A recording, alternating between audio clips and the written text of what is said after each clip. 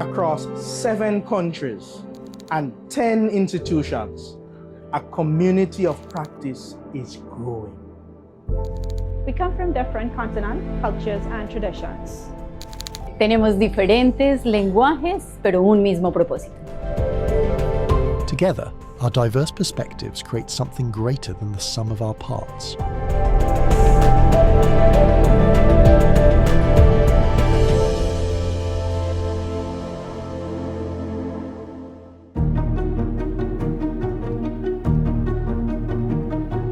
Latin America and the Caribbean is a wide area, and there are people or countries that have significant assets, blue assets. But often they don't talk to each other, and because there are language barriers. So the community of practice was a mechanism, or is a mechanism, that was designed to help bring all of these different activities under one roof, into one space where many people can talk about these activities. So you have the English-speaking Caribbean, the French-speaking Caribbean, Dutch-speaking and Spanish-speaking Caribbean and Latin America. One of the things that we realize is that often there's not that sufficient sharing of information. And people may be doing the same thing and approaching these issues on conservation, management, restoration of blue carbon in different ways. And they really need to have a closer conversations regarding these issues on blue carbon.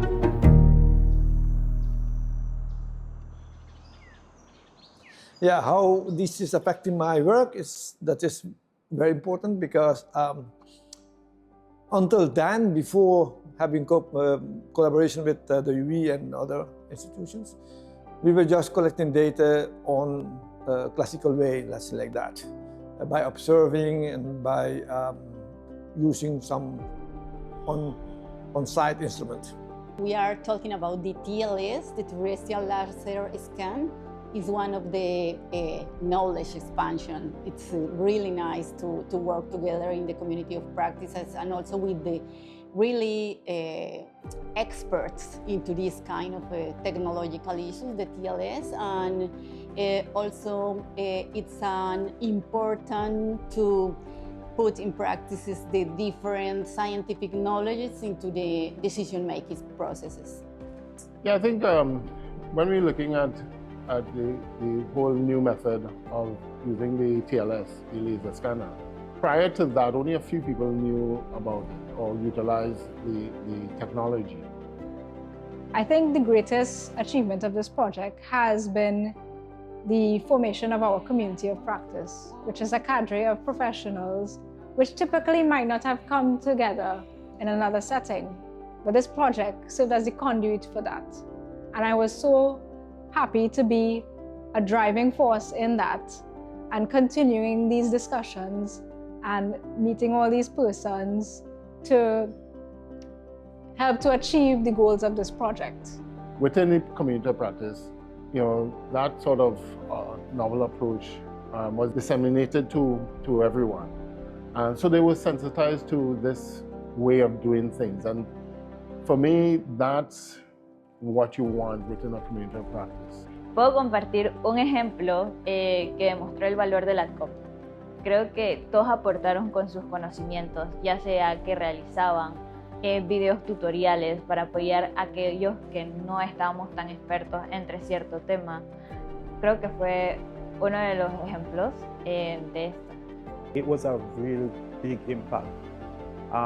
So following the training that we did, coming from the community of practice, we were able to engage with technical experts outside of Jamaica to get the information that we need and the ability to introduce a new way of collecting data.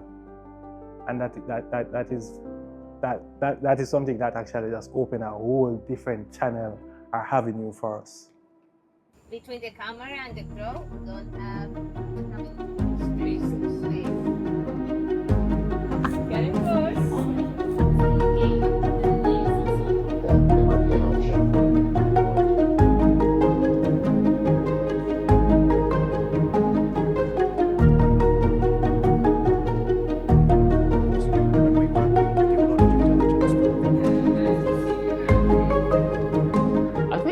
The community of practice has been very organic in the sense of, okay, you bring people together. But for me, the aha moment was when we met in Colombia and we saw the community of practice in practice. You know, people coming together and sharing and interacting. ¿Qué significa la comunidad de práctica para mí y por qué tiene importancia? La comunidad de práctica para mí significó un grupo de apoyo, de retroalimentación. ¿Por qué es importante? Porque podíamos discutir desde los errores, desde los fallos, para poder mejorar en cada aspecto, tanto en el proyecto presente como me gustaría llevar un proyecto a futuro. So coming here, I'm learning a lot because I see that other countries are in certain extent very far. They have a lot of information, they have a lot of techniques, they have done also a lot, so we can learn from each other. I think that the partnerships formed were quite strategic. They spanned across academia and environmental organizations, and that intermingling of those persons yielded something far greater. If you're bringing people together who are working on this similar area, what you want them to do is to share information.